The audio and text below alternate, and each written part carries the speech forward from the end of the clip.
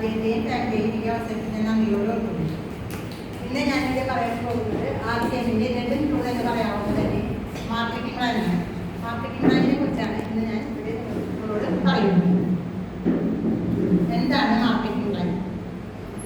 നമ്മളെല്ലാവരും പലതരത്തിലുള്ള ജോലികൾ ചെയ്ത് നമുക്ക് കിട്ടുന്ന വരുമാനത്തിൻ്റെ ഭൂരിഭാഗം നമ്മൾ ചെലവഴിക്കുന്ന എവിടെയാണ്? മാർക്കറ്റിലാണ്. ഓക്കെ, അപ്പം ഇന്ന് നമ്മുടെ ഇവിടെ രണ്ട് തരത്തിലുള്ള മാർക്കറ്റാണ് ഉള്ളത്.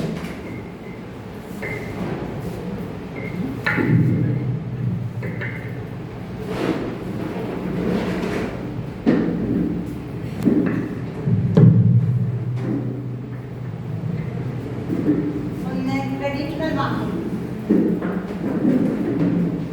പിന്നെ നമ്മുടെ RCM ഡയറക്റ്റ് സെല്ലിംഗ് മാർക്കറ്റിംഗ് ആയ RCM.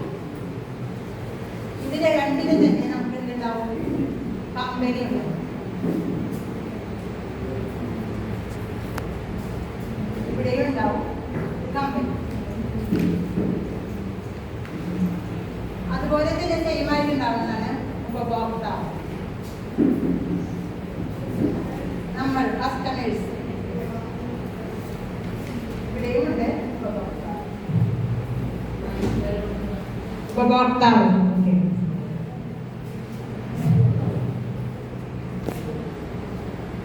ഈ കമ്പനിയിൽ നിന്ന് ഉപഭോക്താവിലേക്ക് പ്രൊഡക്റ്റ് ഉൽപ്പന്നങ്ങൾ എത്തുന്നത് എങ്ങനെയാണെന്ന് നമുക്ക് നോക്കാം.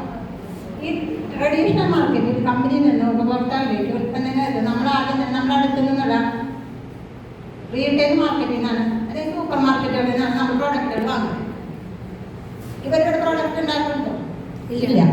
അപ്പം നമ്മളതിന് മുകളിലുള്ള ഹോൾസെയിൽ മാർക്കറ്റിൽ നിന്നാണ് പ്രൊഡക്റ്റ് വാങ്ങുന്നത്. ഇവർ നേരെ പോകുന്നത് എവിടേക്കാണ്? ഇവിടെ വാങ്ങുന്നത് ഇവർ ഏജന്റിൽ നിന്നും, ഏജന്റ് ഡീലറിൽ നിന്നും, ഡീലർ സൂപ്പർ സ്റ്റോക്കിസ്റ്റിൽ നിന്നും, സ്റ്റോക്കിസ്റ്റിൽ നിന്നും, പിന്നീട് സൂപ്പർ സ്റ്റോക്കിസ്റ്റിൽ നിന്നാണ് വരുന്നത്. നമ്മൾ നോക്കാം, കമ്പനിയിൽ നിന്ന് സൂപ്പർ സ്റ്റോക്കിസ്റ്റും, അവിടെ നിന്ന് സ്റ്റോക്കിസ്റ്റിലേക്കും, സ്റ്റോക്കിസ്റ്റിൽ നിന്ന് ഡീലറിലേക്കും, ഡീലറിൽ നിന്ന് ഡീലറിൽ നിന്ന് ഏജന്റിലേക്കും, ഏജന്റിൽ നിന്ന് ഹോൾസെയിലേക്കും, ഹോൾസെയിൽ നിന്ന് റീറ്റെയിലേക്കും, അവിടെ നിന്ന് ഉപഭോക്താവിലേക്കാണ് എത്തുന്നത്. അപ്പൊ നമുക്ക് മനസ്സിലായില്ലേ എന്തെല്ലാം പേരും കൈമാറിഞ്ഞാണ് എത്തുന്നത്? ഇവിടെ നമുക്ക് നോക്കാം.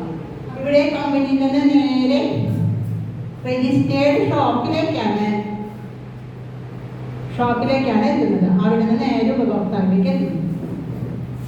ഇവിടെ നമ്മൾ നോക്കുമ്പോൾ നമുക്കറിയാം, കമ്പനി ഉത്പാദിപ്പിക്കുന്ന ഒരു ഉൽപ്പന്നം ഒരു ഉപഭോക്താവിലേക്ക് എത്തുമ്പോൾ ഒരു 50 രൂപയുടെ ഒരു ഉൽപ്പന്നം ഉപഭോക്താവിലേക്ക് കിട്ടുക 100 രൂപയോളാവണം.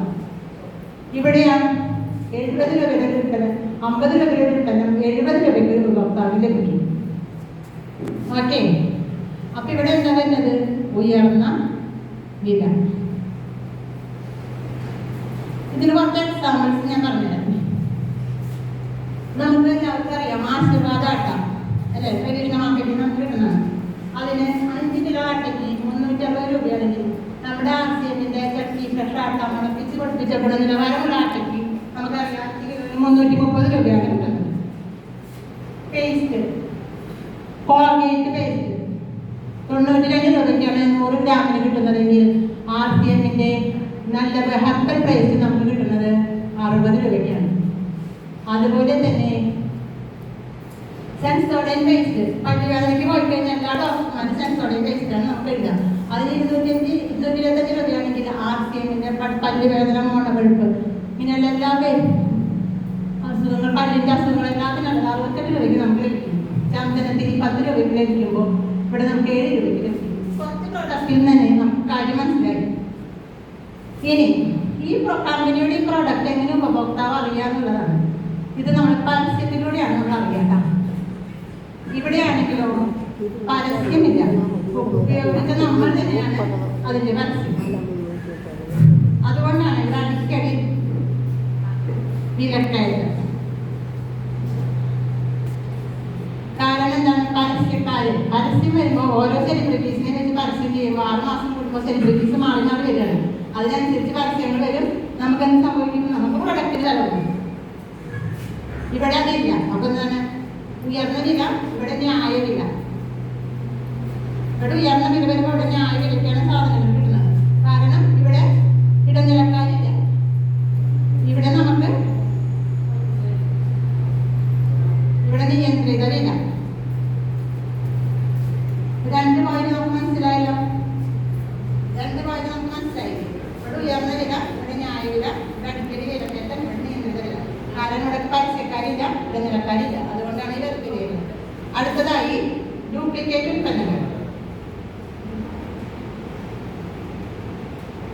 കാരണം എന്താണ്, ഇടനിലക്കാർ വരുമ്പോൾ നമുക്ക് ഡെഫിനറ്റായിട്ട് അറിയാം അതെന്തുണ്ടാവും, ഡ്യൂപ്ലിക്കേറ്റ് ഉൽപ്പന്നങ്ങളുണ്ടാവും.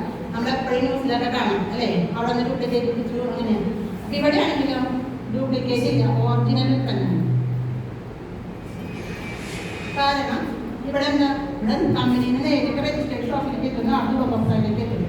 അതുകൂടാതെ ഒരു കാരണം കൂടിയുണ്ട്, രജിസ്റ്റേർഡ് ഷോപ്പിൽ നിന്ന് നമ്മൾ സാധനം വാങ്ങിയാൽ കമ്പനിയിലേക്ക് അതിൻ്റെ ഡീറ്റെയിൽസ് പോയിട്ട് കമ്പനിയാണ് നമുക്ക് ഉപഭോക്താവിന് ഇതിൻ്റെ ഇട്ട് കൊടുക്കുന്നത്. അതുകൊണ്ട് എന്താ സംഭവിക്കുന്നത്, ഒരു തരത്തിലുള്ള ഡ്യൂപ്ലിക്കേറ്റ് ഉൽപ്പന്നങ്ങളും ഉണ്ടാവുന്നത്. ഈ ഡ്യൂപ്ലിക്കേറ്റ് ഉൽപ്പന്നങ്ങൾ ഉപയോഗിച്ചാൽ നമുക്ക് എന്താ സംഭവിക്കാം, രോഗങ്ങൾ വരും. ഇവിടെ എന്താണ്, ഒറിജിനൽ ഉൽപ്പന്നങ്ങളാണ്, നമുക്ക് എന്ത് സംഭവിച്ചിട്ടും ആരോഗ്യം കിട്ടും. ഓക്കെ, ഇവിടെ 90% നമുക്ക് കിട്ടുന്നത് എന്താണെന്ന് അറിയും, MNC ഉൽപ്പന്നങ്ങളാണ്. MNC ഉൽപ്പന്നങ്ങൾ എന്ന് പറഞ്ഞാൽ മൾട്ടിനാഷണൽ കമ്പനിയുടെ ഉൽപ്പന്നങ്ങളാണ്. ഇവിടെ നമുക്ക് കിട്ടുന്നത് 100%, RCL നമുക്ക് 100% കിട്ടുന്നത് ഇന്ത്യൻ ഉൽപ്പന്നങ്ങളാണ്. അപ്പോൾ ഇവിടെ 90% MNC ഉൽപ്പന്നങ്ങളാകുമ്പോൾ ഗവൺമെന്റിന് ടാക്സ് നഷ്ടമാണ്. ഇവിടെ ഗവൺമെന്റിന് ടാക്സ് ലാഭമാണ്. ഇവിടെയോ നമുക്ക് എന്താ സംഭവിക്കുന്നത്, ഇവിടെ ലാഭം, ഉപഭോക്താവിനുള്ള ലാഭം ഇല്ല, നമുക്കിവിടെ ഉപഭോക്താവിന്റെ ലാഭം മാത്രം. ക്ലിയർ ആയില്ലേ? ഇതിൽ ഏതാണ് ശരി,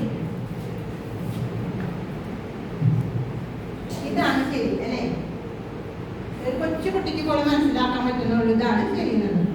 അപ്പോൾ ഇതാണ് ശരി, അതായത് RCM, റൈറ്റ് കൺസെപ്റ്റ് മാർക്കറ്റ്. ഉപഭോക്താക്കളിലേക്ക് കമ്പനിയിൽ നിന്ന് നേരിട്ട് പ്രൊഡക്റ്റ് എത്താണ്. ഉപഭോക്താക്കളുടെ നിലക്കാരോ പരസ്യക്കാരോ ഇല്ലാതെ ഉപഭോക്താവിനെ കമ്പനിയിൽ നിന്ന് നേരിട്ട് പ്രൊഡക്റ്റ് എത്തിക്കുന്ന അതിനൂതന വിപണന രീതിയാണ് RCM.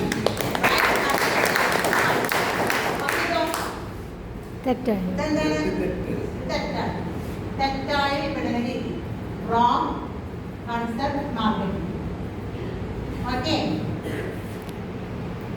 അപ്പം ഈ മാർക്കറ്റിംഗ് മനസ്സിലാക്കിയതോടെ ഞാനൊരു കാര്യം തീരുമാനിച്ചു, ഇനി ഇവിടെ നിന്ന് ഞാൻ പ്രൊഡക്റ്റ് വാങ്ങില്ല, ഇവിടെ നിന്ന് വാങ്ങുന്ന തീരുമാനിച്ചു. നിങ്ങളെല്ലാവരും അങ്ങനെ ഒരു തീരുമാനമെടുത്ത് ഈ നന്മ എല്ലാവരിലേക്കും എത്തിച്ചുകൊണ്ട് എല്ലാവർക്കും നന്മകൾ ഉണ്ടാകട്ടെ എന്ന് ആശംസിച്ചുകൊണ്ട് എനിക്ക് ഇങ്ങനെ ഒരു അവസരം തന്ന ഗ്രേറ്റ് ലീഡേഴ്സിന് എല്ലാവർക്കും ഹൃദയപൂർവ്വം നന്ദി പറഞ്ഞുകൊണ്ട് ജയ് RCM, good RCM, thank you.